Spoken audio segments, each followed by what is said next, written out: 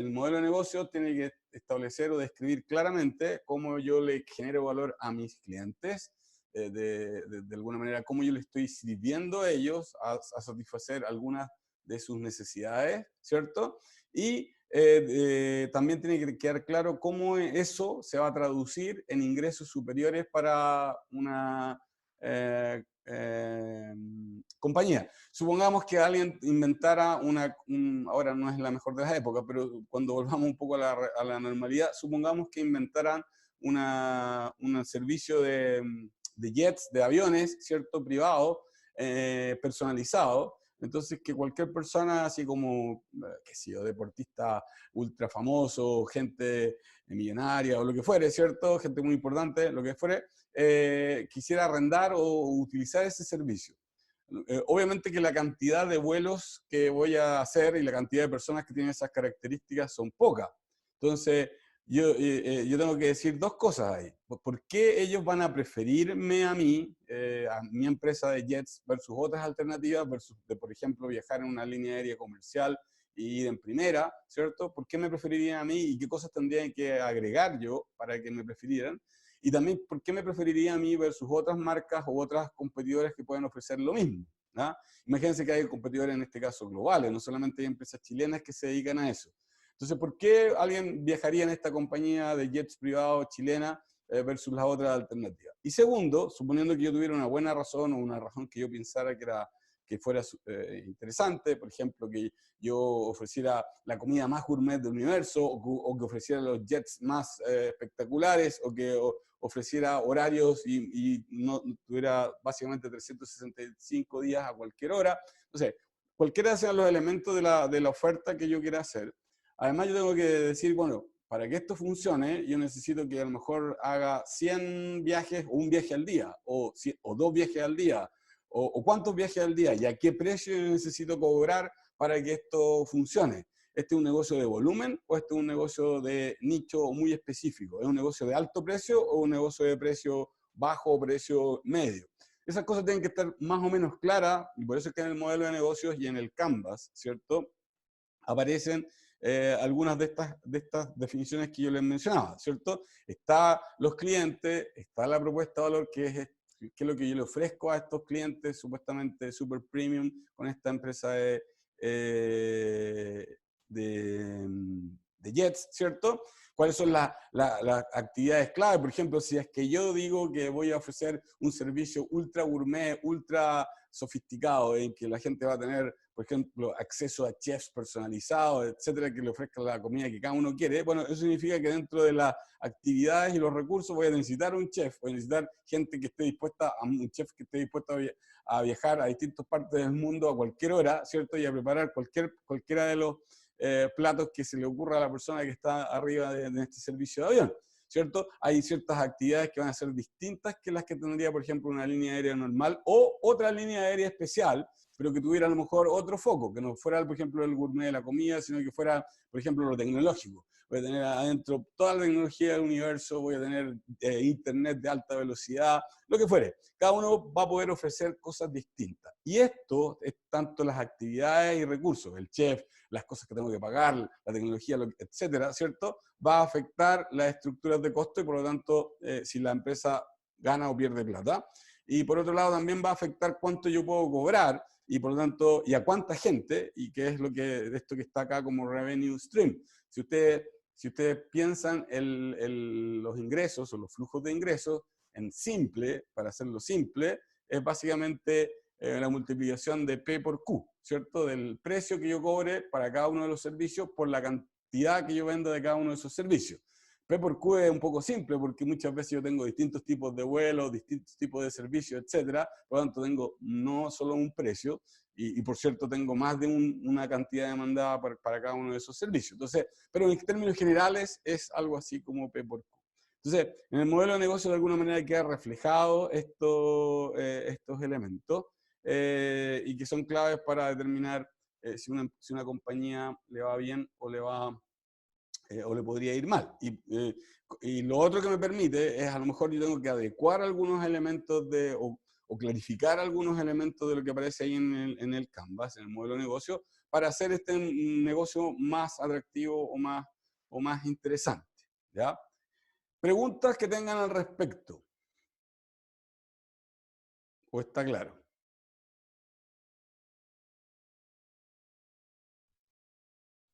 ¿Hay preguntas? ¿Sigo?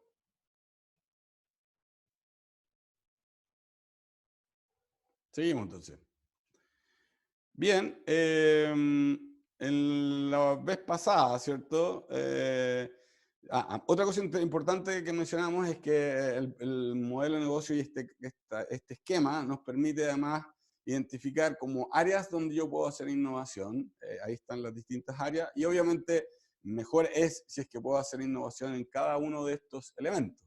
Pero tal como veíamos en la charla y en la clase anterior, no siempre uno tiene que hacer innovaciones tan sofisticadas, ultra tecnológicas. A veces son innovaciones pequeñas. Daniel nos mencionaba algunas que eran bastante pequeñas, que eran casi mecánicas, ¿cierto? En cómo a lo mejor utilizar de otra manera las máquinas dispensadoras. Y otras que eran un poco más sofisticadas, que requieren un poquito más de tecnología, ¿cierto? Pero todas factibles de realizar, incluso en una empresa chilena como la que él tiene. Entonces, no todo es Silicon Valley. Hay algunas cosas que son Silicon Valley, pero no todo es Silicon Valley, o no todo es, por ejemplo, ingeniería de último nivel de alguna parte de los países desarrollados. Por cierto que acá las escuelas de ingeniería y las escuelas de tecnología también son de muy buen nivel, entonces también uno puede recurrir a ellas si es que uno necesita hacer algunas innovaciones un poco más sofisticadas. Muchas innovaciones están por el lado de los segmentos, no solamente por el lado de los procesos de la tecnología. Muchas de las innovaciones también van por el lado de las ideas, o sea, fijarse qué es lo que a la gente le puede interesar, ¿ya? Un par de cosas para que solamente ustedes motivarlos un poco más, ¿cierto? Esto de los segmentos de la población. Fíjense que esta era la pirámide poblacional en los años 70. Para ustedes eso es una enormidad hacia atrás, ¿ya? Pero pongo eso porque desde ahí en adelante es cuando Chile ha tenido el mayor desarrollo en general acumulado, ¿cierto? Entonces, fíjense cómo se ha transformado el país desde de esa pirámide, en que prácticamente no habían personas de la tercera edad, muy poquito, porcentaje muy bajo, ¿cierto? A lo que más o menos va a ser ahora. Nosotros ya pasamos 2000 hace rato, o sea, estamos más bien cercanos a esto, que en realidad de pirámide no tiene nada, ¿cierto? En realidad más bien parece un tubo, por decirlo así, y donde hay mucha gente en las edades, voy a decir, hasta 70, entre 40 y 70 hay mucha gente, y entre 40 y 80 y más, mucha gente. O sea, por lo tanto, cuando uno hace segmentaciones y cuando uno hace modelos de negocio, uno a veces tiende a focalizarse como en la parte de acá, la gente más joven, los profesionales, la gente que ha egresado de la universidad, etcétera. Pero en la práctica eso a lo mejor se justificaba un poco antes, pero ahora ya no se justifica. Antes, claro, es una gran masa de la población, pero ahora eso no lo es tanto. ¿Ah? Y acá al medio, incluso acá arriba, ¿cierto? Arriba de lo que se llama la pirámide poblacional, hay muchas oportunidades de negocio. Hay muchas necesidades que a lo mejor están siendo no totalmente satisfechas porque la gente tiende a focalizarse en otros segmentos. Entonces, y lo otro interesante que tiene esto de las edades es que esta información es bastante predecible, está disponible en todos lados, y esa es la tendencia que más o menos va a ocurrir, salvo que aumente mucho la inmigración y que por lo tanto, producto de la inmigración de personas más jóvenes, que obviamente además de ser ellos mismos, van a tener probablemente más niñitos, ¿cierto? A lo mejor eso cambia un poco, pero si la tendencia sigue tal como está, lo más probable es que esto se modifique. Profe, ¿las personas de más edad aceptan de igual manera las innovaciones que los jóvenes? ¿Qué piensas tú, Cristóbal? Que no. Ahora, te pregunto, dentro de las personas que tú conoces más viejitas, digamos, ¿sí? De mayor edad, ¿hay algunos que hacen WhatsApp, hay algunos que tienen, que hacen Zoom o que hacen videollamadas y hay otros que a lo mejor eso les carga un poco y siguen llamando por teléfono? ¿Hay diferencia o no? ¿Ves que hay diferencia? Hay de los dos, ¿cierto? Bueno, ese es el punto. Ahora, supongamos que supongamos que la gente que le gusta las videollamadas, que tiene grupo de WhatsApp con sus amigas, una abuelita ahí, ¿cierto? Y hace su grupo, qué sé yo, para jugar cartas, lo hace virtual, y otros que no les gusta nada. Pero supongamos que esa primera gente, grupo de gente, sea un 30%, un 40% de las personas, un tercio. Bueno, un tercio de esta parte de arriba de la pirámide es mucha gente, ¿no? Y esas personas, obviamente que a lo mejor están más interesadas. Entonces, algunas aplicaciones, y de hecho ya lo están haciendo, por ejemplo, Google sacó ahora hace poco esta Google Duo, ¿cierto? Y algunas otras han tratado de incorporar a la gente de edad mayor, hacer las aplicaciones más fáciles, más sencillas, ¿cierto? De modo de que distintos grupos, tanto por un nivel educacional, o por aversión a la tecnología, o por edad, ¿cierto?, se puedan acercar a ella. Matías comenta aquí ya, pero en parte es porque si no se adaptan, en algunas cosas se van a la B. Bueno, no sé dónde es la B, pero supongo que no es un buen lugar. Puede ser que como todas las cosas, como todas las cosas, a ver, esto es como cualquier cosa en la vida. La gente hace las cosas por convicción o por obligación, digamos, o por conveniencia.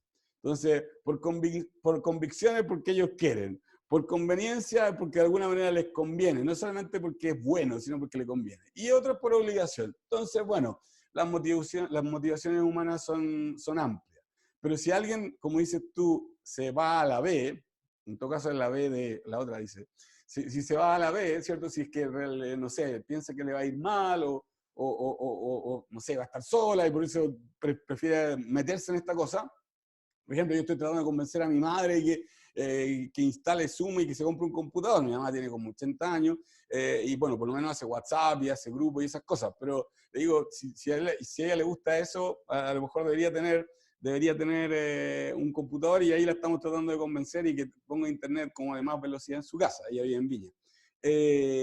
Pero para la edad que tiene, yo encuentro que es bastante pro, digamos, y bastante interesada en este tipo de cosas. Y así como ella, hay más gente que es así. Y producto de lo que ha pasado ahora, hay más personas que antes a lo mejor no veían esto que tú estás diciendo de irse a un lugar malo, digamos, o no pasarlo tan bien, o al revés, no veían las oportunidades y las ventajas que tenía, por ejemplo, estas tecnologías, y ahora se están metiendo ahí. Entonces, imagínense una aplicación que venda comida especialmente para la gente que sea mayor, o una empresa que focalice un servicio, supongamos pedidos ya, Uber Eats o cualquiera de estas, pero que esté más focalizado en el adulto mayor. Ellos tienen tipos de negocio o comidas que pueden comer y otras que no pueden comer, tipos de servicios que necesitan. Por ejemplo, les da lo mismo las pizzerías quizás, pero sí les importan, por ejemplo, las farmacias, o les importan los lugares que ellos donde venden productos que a ellos les interesa. Entonces, eso cambia la perspectiva y eso hace que la segmentación sea distinta. Es una innovación menor, pero es una innovación y al fin y al cabo, ¿ya? Otro aspecto importante a propósito de cosas que uno se mete en la cabeza y que uno a veces se equivoca. También se hablaba de una pirámide de ingresos en Chile, y la verdad es que de pirámide tampoco tiene mucho, porque si uno observa las personas que están en los grupos más inferiores, el más inferior, estos que están acá abajo, ¿cierto? E1 y E2, que es pobreza. Bueno, la gente que está en los grupos D hacia arriba consume, supuestamente. O sea, todos consumen, pero los de D hacia arriba compran cosas más normalmente. La gente que está en E casi está en absoluta subsistencia y es más complicado. Pero o sea, eso significa que un 90% de la gente está tomando alguna decisión de consumo. Y obviamente en algunas categorías, por ejemplo en telefonía celular, que uno pensaría, bueno, telefonía celular es solamente para las personas que tengan un nivel mayor de ingreso. Bueno, no, eso no es cierto. O sea, y de hecho en otros países, no solamente en Chile, esto estoy mostrando en Chile, pero piensen ustedes la cantidad de personas que están por sobre el nivel E en el mundo. Imagínense en India, imagínense en Pakistán, imagínense en Brasil, o imagínense en Colombia, ¿cierto? Hay mucha gente en Latinoamérica que está en este sector, y mucha de esa gente, alguna, cuando tienen un poco más de ingreso discrecional, un poquito más, ¿cierto? Ellos deciden en qué gastarlo. Algunos deciden, por ejemplo, a los que les gusta el fútbol, compran, no sé, la última pantalla de televisión o se suscriben a los canales de pago para ver los partidos de fútbol. Otros se compran un celular mejor, lo que fuere. Entonces, esto de segmentar solamente pensado con un estereotipo socioeconómico, muchas veces, antes quizás era más justificado y todavía en algunas categorías de productos sigue siendo justificado, pero cada vez va a ser menos y cada vez hay que meterse un poquito más adentro y ya la segmentación socioeconómica no siempre es tan útil. No digo que no haya que considerarla, pero no siempre es tan útil. Y los que innoven, los que consideren otros criterios, ¿cierto? Les va a ir mejor.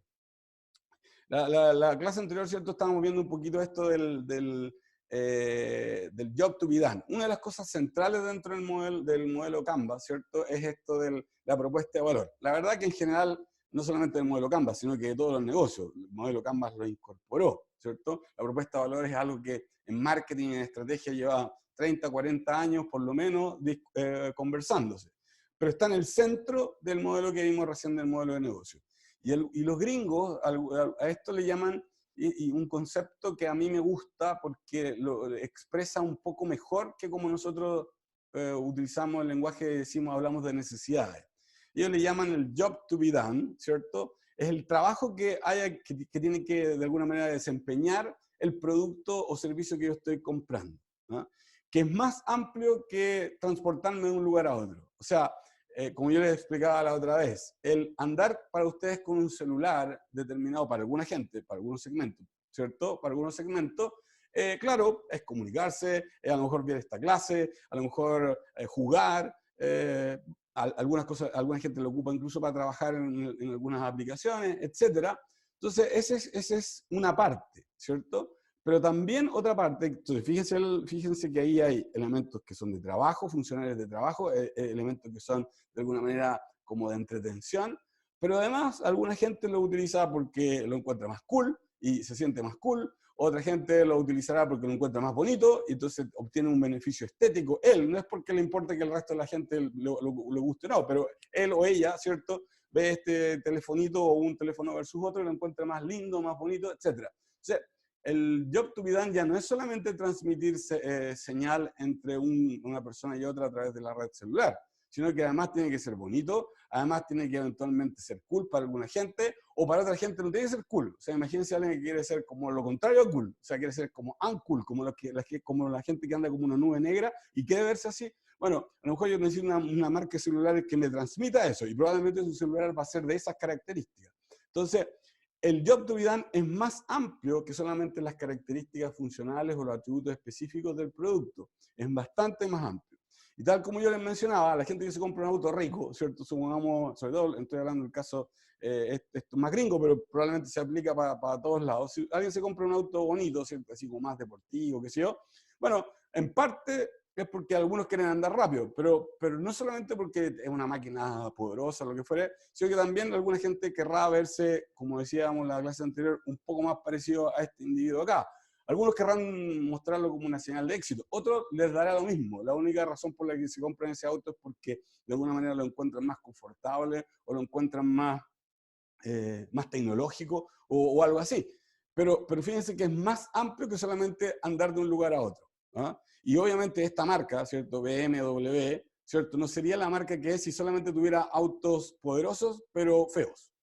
O autos poderosos que parezcan, voy a decir, anticuados, ¿cierto? Entonces, el look del auto, en este caso, también parece ser importante, aparte de algunas características de performance. ¿Por qué menciono esto con respecto a Tesla? Porque si ustedes se fijan, ¿qué características tienen en general los autos eléctricos? Si yo les preguntara a ustedes, ¿cuáles son características típicas de los autos eléctricos? ¿Qué me responden?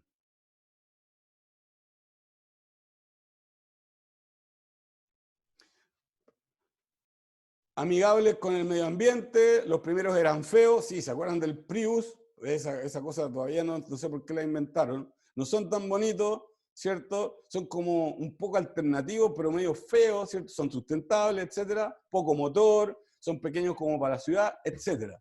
Entonces, imagínense si todas esas características que ustedes están diciendo ahí, que en general es lo que uno observa, ¿cierto? Observado, no tiene nada que ver o no compiten en nada con ese BMW que aparece ahí o con otras marcas similares a esa. O sea, ¿quién en su sano juicio que le gustaban esos autos, BMW, ¿cierto? Va a comprarse uno de esos, un Prius, o va a comprarse uno de estos autos más chiquitos que son como eléctricos, pero, y además que uno sabe que no van a andar a ninguna velocidad, o sea, van a andar a ritmo de ciudad con suerte, ¿cierto? La gente que se compra un BMW quiere, aunque no lo use nunca, pero cuando se va a Viña, cuando va para alguna parte, o anda por alguna de las carreteras de acá urbanas, ¿cierto? Quiere alguna vez andar a 150, aunque ilegal, pero quiere hacer eso, o quiere creer tener la idea, la posibilidad de hacer eso, ¿cierto?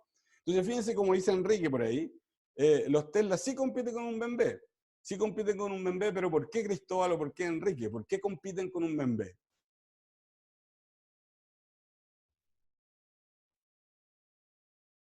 Pregunta para todos, ¿por qué creen ustedes o cómo o qué cosas del Tesla hacen que Ignacio dice que otorgan estatus? ¿Por qué otorga estatus? ¿Por qué otorgan estatus?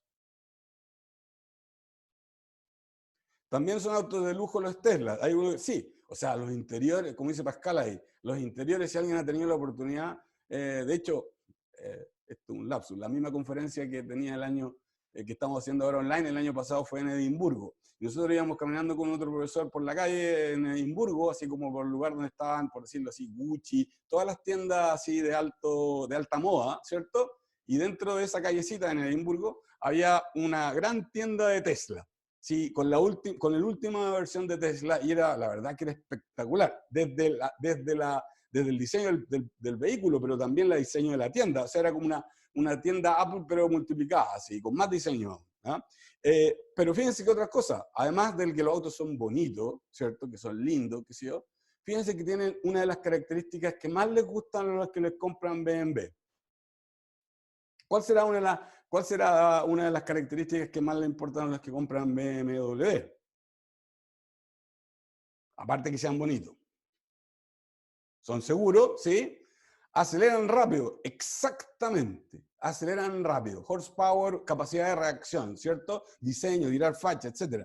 Pero fíjense que se han fijado esos autos que andan por ahí que como que tiran facha, pero que uno los trata de acelerar y andan igual que el auto de mi mamá, ¿cierto? Andan lentitos, ¿cierto? Hay algunos que tiran facha, pero no, como que igual no responden, ¿cierto? Pero este tiene la gracia, los Teslas tienen la gracia, ¿cierto?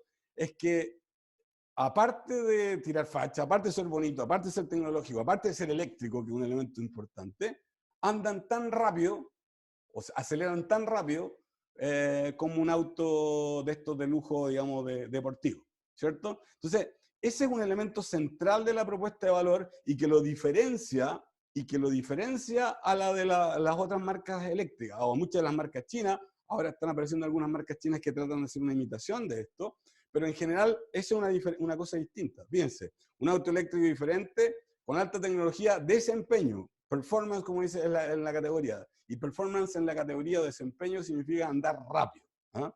Y en un precio, obviamente, caro. Pascal dice, ¿por qué tiene que haber una diferencia de segmentos? ¿Pueden competir por un mismo público?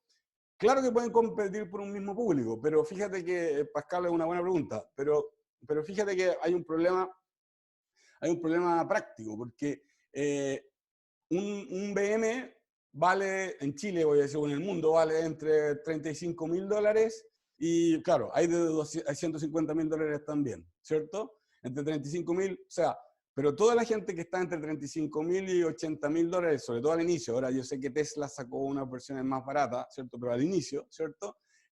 No era, mucha gente no podía entrar, ¿cierto? Y esa decisión de Tesla de entrar con un auto más caro, de alguna manera señaliza que era un auto distinto, ¿cierto? Y obviamente no compite Tesla directamente con las otras marcas de auto eléctrico baratas o más baratas, digamos, ¿cierto? Entonces siempre esto de la segmentación es un elemento que uno tiene que considerar. Y hay una parte de estrategia detrás, porque uno puede decir, voy a entrar primero voy a tratar de hacer un auto eléctrico que le llegue a todo el mundo, versus voy a hacer un auto eléctrico que compita con BMW. Son absolutamente distintas propuestas de valor y estrategia. Entonces, fíjense cómo en este caso de la descripción del modelo de negocios y de la cadena, perdón, del Canvas, ¿cierto? Fíjense, dentro de los segmentos, obviamente gente consciente ecológicamente, pero que tiene ingresos que puede pagar autos de 85.000 a 100.000, ¿cierto? Le importa que haya lealtad, porque no en este caso en los negocios de los autos, claro, la idea es que la gente compre un auto cada 3 o 4 años, no que lo compre y lo mantenga como mi abuelito que lo tuvo como 30 años, su Opel, ¿cierto? No, la idea es que ojalá lo pueda ir renovando, entonces le importa la lealtad.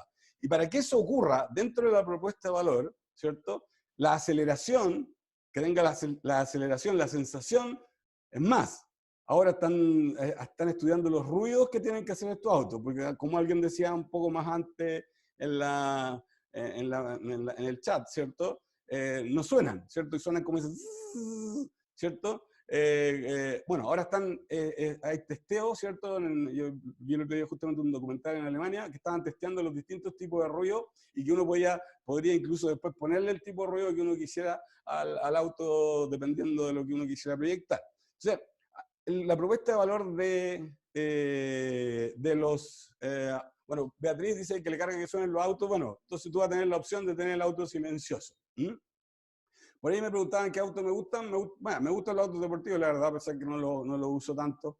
Pero ahora por mi sobrino tuve que comprar un auto que, que permita la silla. Aunque ahora ya mis sobrinos están creciendo un poquito, pero por primera vez tuve una como camioneta. Antes siempre había tenido auto. Igual está bueno. Ya, pero eso es aparte. Ya, entonces, otra de las cosas que si ustedes se fijan para completar esto del modelo de negocio, el entregar esta aceleración como un auto de combustión, ¿cierto? Significa que tengo que hacer un tipo de ingeniería de R&D que es distinto al que estaban haciendo otras compañías. Otras compañías estaban haciendo ingeniería de cómo hacerlo más eficiente o de cómo tener baterías que duren más, que siempre es un problema que han tenido los autos eléctricos. Entonces, ellos tuvieron la gracia que fueron anteriores a BM, porque BM también lo está haciendo, ¿cierto? Fíjense que la participación de muchas de estas marcas en la fórmula eléctrica, en realidad la razón por la cual lo están haciendo es para tratar de hacer autos que sean competitivos en el mercado normal, para aprender en la tecnología y desarrollarla ahí, pero también dar la señal. O sea, si yo estoy compitiendo y ganando, supongamos, la Fórmula E, fíjense, Mahindra es una de las marcas India, ¿cierto?, que compite ahí. Si Mahindra tiene una escudería buena y le va bien ahí, obviamente que ellos van a poder transferir esa imagen de marca y esa tecnología, las dos cosas, ¿cierto?, a los autos de calle eléctricos que ellos puedan vender a futuro. Entonces, fíjense cómo el aspecto de la estrategia general de los negocios se va poniendo un poquito más compleja. Entonces yo tengo que tener ingeniería mejor, las actividades a lo mejor de construcción van a ser distintas, los proveedores que yo voy a tener van a ser distintos, no me basta tener asientos de tapiz normal, voy a tener que tener asientos de cuero tapizado o muy bien hechos, ¿cierto? Proveedores de alta calidad. Entonces va a cambiar completamente. Si es que yo quiero entregar esta propuesta de valor, esta parte de atrás, de la cadena de valor hacia atrás, ¿cierto? Las actividades, los recursos y los socios van a ser distintos, ¿ya? Ya. Preguntas con respecto a esto porque me voy a cambiar de tema.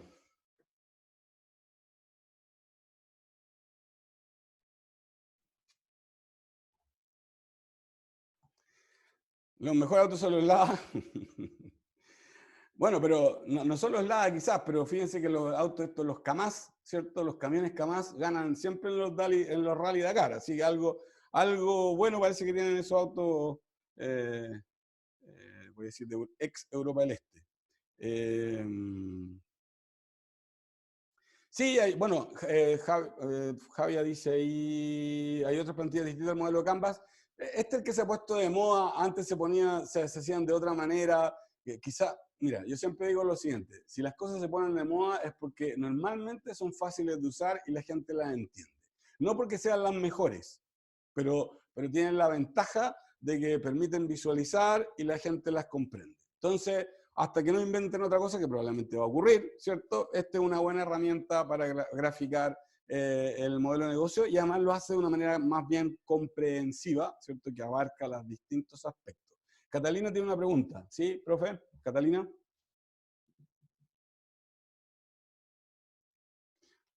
¿Cuál es mi auto soñado? Yo creo que me compraría un Tesla, ¿para qué estamos con cosas? Si es que lo vendieran acá y tuviera buen servicio, Obviamente que no es más caro, pero no está mal. Igual me gusta lo... ahora no me acuerdo cuál era, pero es el que tiene como alas de... Es como un poquito de SV, como una mezcla. El que vi era blanco, pero me gustan de todos los colores, la verdad. Ya, un helicóptero viola. Ya, avancemos, que cómprese uno, un Urus, profe. Vi unos chinos, que no me acuerdo la marca ahora, hace un año y medio cuando fuimos a la feria, hace un año y medio, sí, cuando fuimos a la feria Cantón, con mi hermana, y ahí había unas marcas chinas que no me acuerdo en este instante que eran espectaculares, unas marcas de autos que todavía no han llegado acá, pero muy bonitos. No sé cómo serán de buenos, pero muy bonitos. Bueno, ustedes saben, por ejemplo, en Shenzhen, Shenzhen, que es una de las ciudades más modernas que tiene China. Bueno, ahora todo el mundo habla un poco mal de China, pero yo voy a decir un par de cosas buenas al menos. En Shenzhen es una ciudad que todos los taxis son eléctricos y es impresionante. Una ciudad muy limpia, muy bonita, funciona muy bien en general, muy grande también. Y además tiene la gracia que tiene como la parte antigua, así como era Shenzhen como era China tradicional, y tiene toda una parte espectacular, además que tiene todo un desarrollo tecnológico, etc. Eso queda justo en la frontera con Hong Kong, al frente de Hong Kong, diríamos, y en camino hacia Cantón.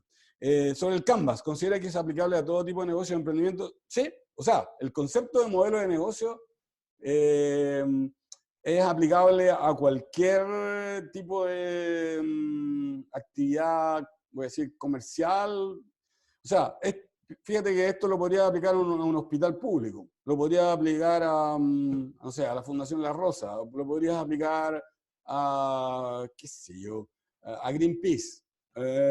Se podría aplicar a cualquier negocio, tanto, voy a decirlo así, con fines de lucro como sin fines de lucro, a organizaciones gubernamentales. Fíjense, el servicio de impuestos internos o el servicio de registro civil, si uno lo mira en forma abstracta y entendiendo que negocio es negación de ocio, como dijimos al principio de la clase, o sea, una actividad, bueno, el servicio de registro civil tiene muchos segmentos, pero en el caso de Chile es a todos los chilenos, pero también tiene a todos los extranjeros, ¿cierto? Que están o de paso o que quieren inmigrar o quieren estar más permanentemente acá. Entonces, tiene una proposición de valor, podría ser el servicio más eficiente y más rápido, el servicio más cuidadoso, puede tener distintas propuestas de valor. Ahora, en el caso de la propuesta de valor del servicio de registro civil, piense que debería tomar en cuenta lo que dicen sus dueños, ¿cierto? O sea, los dueños supuestamente del Estado, ¿cierto? Pero también debería considerar lo que la gente pide. Pregunta, solamente al azar o al viento. ¿Por qué el Servicio de Registro Civil no puede entregar los carnés o los pasaportes por delivery? ¿Por qué no los pueden mandar por Chile Express? O si es que alguien lo quiere recibir así. ¿O por qué tienen que atender solamente de 8 de la mañana a 12 del día para recibir las peticiones? ¿Quién dijo? O sea, ¿quién lo definió? Entonces, fíjense que si yo defino distinto los clientes y lo que necesita la gente, mi propuesta de valor, si yo fuera el director del Servicio de Registro Civil, podría utilizar esta herramienta y podría cambiar la manera como se entrega cualquier servicio público, cualquiera. ¿Ya? Por lo tanto, sí es aplicable.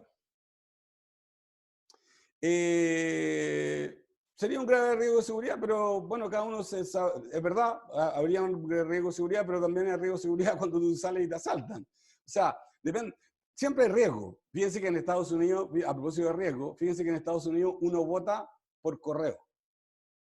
Vota por correo. O sea, eso es un gran riesgo de seguridad, ¿cierto? La gente manda su voto por el correo y llega. ¿Ah? O sea, lo que pasa es que nosotros estamos acostumbrados a nuestra realidad y a la manera como nosotros creemos que las cosas debieran ser o no debieran ser. Está bien. Yo solamente digo, si uno quiere innovar, tiene que decir, bueno, ¿cómo podrían ser distintas? ¿Y por qué no? ¿Y por qué no podrían ser diferentes? ¿Ah? Drogas por correo no se puede enviar drogas por correo, es ilegal. Ya. Claro que sí, pues exactamente, Pascal. Votan por máquinas electrónicas, votan por correo, votan por mil... O sea, lo que te estoy diciendo es que lo que es... los gringos dicen customary, lo que es la costumbre del lugar, en un lugar a lo mejor es considerado muy buena y en otros lugares es considerado como loco. ¿Eh? Pero, por último, uno asume el riesgo, ¿cierto? Además, no, cuando tú mandas algo por Chile Express, obviamente, supongamos que fuera Chile Express o la empresa que fuere, ¿por qué no? Fíjense que cuando tú pedías la visa antes de Estados Unidos acá, antes que saliera esto de la ESTA, la última visa que a mí me mandaron, me mandaron el pasaporte por Chile Express. Tú dejabas el pasaporte, tenías que ir a la entrevista a la embajada norteamericana, te hacían la entrevista respectiva, y si salía aprobada la visa, tú tenías que dejar ahí el pasaporte y te lo mandaban estampada la visa por Chile Express a tu casa. Entonces, si los gringos... Realmente hay que pensar fuera de la caja y, no sé, ver alternativas. ¿Ah? Cada uno verá si es que la gente está dispuesta o no dispuesta a pagar, si está dispuesta o no dispuesta, o si lo encuentra valioso o no lo encuentra valioso, si lo encuentra riesgoso o no lo encuentra riesgoso. ¿Ya? Mucho rato ahí. Ya, me salto entonces, yo dije que habían como dos alternativas para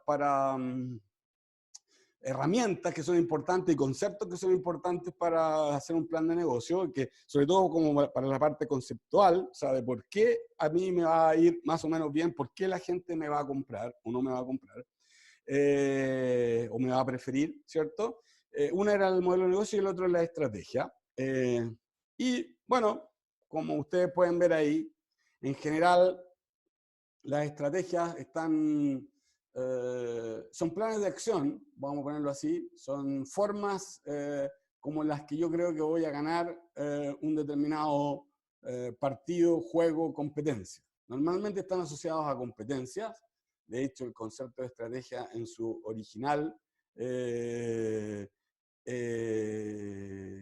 de la guerra, ¿cierto? Y por eso están todos esos juegos de estrategia que hay ahí, Pascal, no porque lo esté igualando, sino porque es lo que ocurre a propósito de qué es lo que se pone o no más popular, ¿cierto? Por ejemplo, los que son los de la Federación de Ajedrez a lo mejor tendrían que hacer algo para hacer que ese juego, que es un juego muy importante e impresionante, ¿cierto? Pero por alguna razón se ha quedado un poco perdido en el espacio frente a otros juegos que han tomado fuerza. Probablemente a lo mejor su modelo de negocio está mal. La Federación Internacional de Ajedrez a lo mejor debería hacer otras cosas.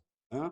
De hecho, por ejemplo, ahora me imagino, ¿cierto?, de este momento en que podrían estar haciendo, y me imagino que están haciendo charlas magistrales por todos lados, pero desafortunadamente se ha perdido, ¿cierto?, la atracción de este juego, que es un juego de estrategia por naturaleza, ¿cierto? Pero esto se aplica, en realidad lo único que quería ilustrar, ¿cierto? Obviamente que la estrategia surge en la guerra, ¿cierto? Y ocurre en cualquier cosa, digamos.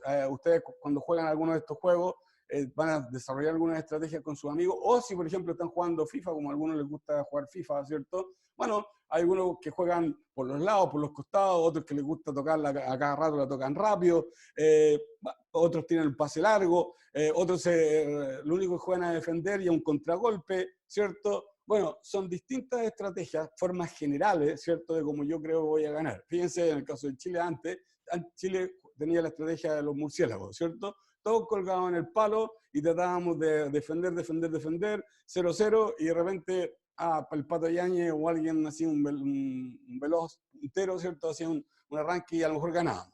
Después cuando llegó Bielsa y otros, ¿cierto?, bueno, un juego un poco distinto, con más velocidad, con más dinámica, con más pressing, etcétera, ¿cierto? Bueno, son estrategias diferentes. Obviamente que uno tiene que considerar, como cualquier estrategia, dos cosas muy importantes. ¿Quién tengo al frente, ¿cierto?, mi competidor, y quiénes son mis jugadores, ¿cierto? Mis jugadores no son siempre iguales como en el ajedrez, ¿cierto? Aquí la única diferencia es que unos son blancos y otros negros. A veces yo tengo menos jugadores, algunas veces yo juego con puros peones, no tengo ni reina, ni caballo, ni alfil, ¿cierto? Entonces, obviamente que mi estrategia sería distinta si yo tengo más peones que mi contendor. Entonces, la estrategia va a considerar las características del rival, de los rivales, de los competidores, y también va a considerar las cosas que yo tengo buenas. Y lo otro que va a considerar es el entorno. En este caso, el entorno es fijo porque es el tablero de ajedrez, ¿cierto? Pero fíjense que el entorno al inicio es para todo igual, pero después va cambiando en el juego, el entorno va cambiando dependiendo de las posiciones que tienen las piezas, y lo mismo pasa en League of Legends, y lo mismo pasa en un partido de fútbol, y lo mismo pasa en una competencia entre compañías. Entonces la estrategia se preocupa de eso. La estrategia se preocupa o busca la manera esencial o central de cómo yo ganar en un determinado mercado, ¿ya? Ahora, hay 3 niveles de estrategia. Esto es una cosa de lenguaje, para que ustedes lo incorporen dentro de su lenguaje. Vuelvo un poco, please, Catalina, sí, ¿qué es lo que quieres preguntar? ¿Alguna pregunta? ¿Listo? Ah, estaba anotando. Bueno, hay 3 niveles de estrategia. Como les menciono, esto es por una cosa de lenguaje. Entonces tengo el nivel corporativo, tengo el nivel del negocio o de la división. A eso normalmente se le llama estrategia de negocio, estrategia competitiva. A las de arriba se llama estrategia corporativa. Y al nivel de dentro del negocio, a las áreas funcionales, esas se llaman estrategias funcionales, ¿ya?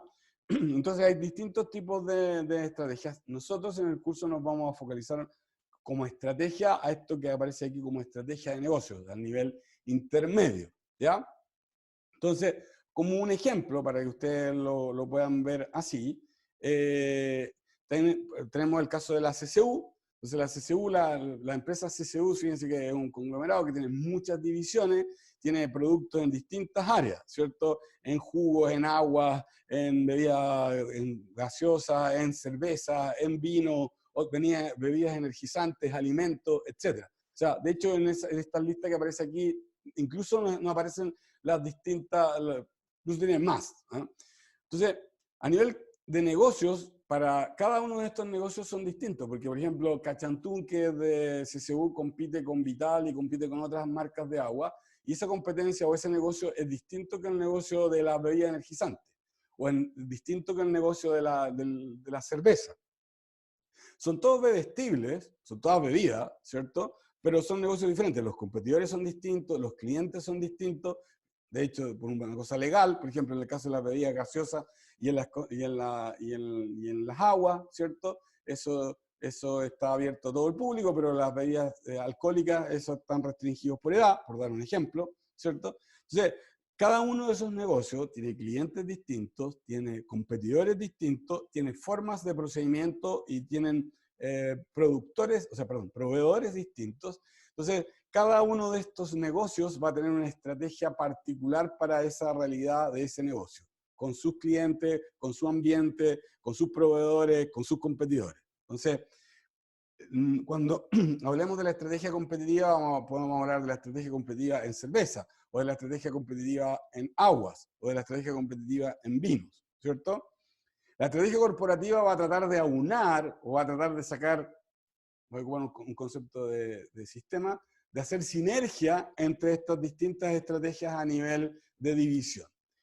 Y adentro de la división de agua, por ejemplo, ¿cierto? Van a haber estrategias funcionales que van a estar vinculadas a las distintas funciones. Por ejemplo, va a haber una estrategia de operaciones, cómo vamos a producir, envasar, generar el agua, ¿cierto? Una estrategia de marketing para eso, vamos a tener una marca, vamos a tener varias marcas, dónde la vamos a vender, a través de qué canales, ¿cierto? Una estrategia de finanzas, una estrategia, por ejemplo, personas, las plantas, la gente va a trabajar en líneas continua o en turno, cuánta gente necesitamos, tenemos distintas, por ejemplo, envasadoras o embotelladoras, vamos a trabajar con una embotelladora central y muchos canales de distribución. Eso fíjese que tiene que ver con operaciones, pero también tiene que ver con personas, ¿cierto? Con las personas que yo requiero para lograr esto. Entonces, la estrategia de negocio se implementa a través de estas estrategias funcionales, ¿ya? Y para hacer una estrategia, con esto voy a terminar por ahora para que hagamos algunas presentaciones. Para hacer una estrategia, todo el proceso de gestión estratégica tiene como dos elementos importantes. Uno que es el que aparece aquí como análisis y formulación de la estrategia, ¿cierto? En que yo voy a tener dos tipos de análisis, del entorno e interno, y el otro proceso de la implementación. Entonces, nosotros ahora estamos hablando más bien de la fase de la formulación, porque esa fase de la formulación nos va a permitir identificar cuál es la estrategia más adecuada para tratar de ganar a mis competidores en el mercado. Pero una vez que tenga definida esa estrategia, yo voy a necesitar implementarla. ¿Cómo la voy a implementar? A través de las estrategias funcionales. Y esas estrategias funcionales, ¿dónde van a estar? En el caso de una empresa que está partiendo en el plan de negocio. O sea, mucho de las estrategias funcionales, o todas las estrategias funcionales en una empresa que está partiendo, que va a ayudar a la implementación, eso está en el plan de negocio. ¿Ya? Entonces, relacionado con el análisis y formulación estratégica, tengo dos tipos de análisis, el análisis que mencioné del entorno y el análisis interno. El análisis del entorno, siempre desde mi punto de vista, parte con los clientes. El entorno, al final, si es que no hay clientes, no existe el negocio. O sea, si es que la gente por alguna razón no quiere comprar o no ve la necesidad o no ve el valor en algo, no existe el negocio. ¿Ah? En el extremo, como yo les decía, creo al principio de la clase. Imagínense que por alguna razón en Chile no hubiera caries. O sea, la gente tuviera tan buena dentadura, tuviera tan buen nivel de calcio, los genes por alguna razón se reprodujeran de gente que solamente tiene buena dentadura. Fíjense que el negocio de los dentistas estaría un poco acotado, ¿no? Estaría limitado. ¿Ah? En el extremo, no habrían gente haciendo reparaciones de dientes por razones funcionales o por caries, sino que serían solamente por accidentes o serían por razones estéticas. ¿Ah? Entonces, pero en el extremo, si que a la gente no le importara lo estético de la dentadura, porque además la dentadura la tiene muy buena, prácticamente no existiría esa actividad o ese negocio, ¿cierto? Entonces, los clientes son muy relevantes. ¿Ah? Vamos al caso atrás que veíamos de lo eléctrico, de los negocios eléctricos. Supongamos que por alguna razón nadie tuviera conciencia ecológica. Si nadie tuviera conciencia ecológica, entonces un aspecto importante de los autos eléctricos ya se eliminaría. Y como eso se eliminaría, probablemente gran parte de la demanda de los autos eléctricos no existiría. ¿Ya? Entonces, los clientes son centrales. Al revés, supongamos que por alguna razón en Chile o en otros países la conciencia ecológica y la conciencia por cuidar el ambiente y por otras cosas, ¿cierto? Hiciera que la demanda por autos eléctricos aumentara, eso sería muy fundamental. Entonces, en el entorno, un elemento central, estos para mí son los más importantes, el cliente, los clientes y los competidores. ¿Por qué menciono esto? Porque muchas veces en estos cursos nos equivocamos un poco y ponemos mucho énfasis en esto que aparece arriba como peste y otro que aparece acá abajo como análisis industrial o Porter. Para mi gusto, esas dos cosas son muy importantes, pero si yo tengo un mal análisis de los clientes y un mal análisis de los competidores, da lo mismo estas otras dos cosas. ¿Ya? El análisis de la industria lo voy a explicar en un segundo. Solamente quiero que se queden con esta idea. Análisis del entorno, ¿cierto? Análisis de los clientes, la competencia, de la industria y del macroentorno, que son las distintas fuerzas del macroambiente que pueden afectar un negocio. Y por otro lado tengo el análisis interno, que es un poco en qué cosas yo soy bueno. No se preocupen que voy a volver sobre esto en la próxima clase, pero solamente voy a terminar un poco por acá. Para la última pregunta que me hacía Gisela ahí, que es lo que es el análisis de la industria. En el análisis de la industria, ¿de qué se trata? El análisis de la industria es que básicamente uno podría decir la industria, supongamos, de las bebidas gaseosas es distinta que de las bebidas energizantes. ¿Por qué? Porque en la industria de las bebidas gaseosas hay más demanda, la consume mucha más cantidad de gente, ¿cierto? Los competidores son unos que son Coca-Cola, Bills, Pub, las que vimos. En cambio, en la competencia en el negocio de la bebida energizante es un poco distinto. Está Red Bull, Monster, no sé, otras de estas compañías. Entonces, los proveedores no son exactamente iguales. Algunos son distintos, otros son más o menos diferentes. Entonces uno podría decir, ¿cuál de las dos industrias, en cuál de las dos industrias, en la de bebidas gaseosas o en la de bebidas energizantes, ustedes creen que uno puede tener mayor rentabilidad? El objetivo del análisis industrial es examinar lo que se denominan las 5 fuerzas competitivas, ¿cierto? Para ver en cuál de esos dos negocios, en el negocio de las bebidas gaseosas o en el de las energizantes, en cuál de esos dos negocios uno puede ganar un poco más de plata. Hay más rentabilidad potencial. Entonces, esa es una información importante a la hora de cuando uno está haciendo un plan de negocio, ¿ya? Y ese análisis industrial lo vamos a explicar en más detalle en la próxima clase. Entonces, con estos dos análisis, con el análisis interno y el del entorno, yo puedo definir cuál es mi estrategia competitiva, ¿ya?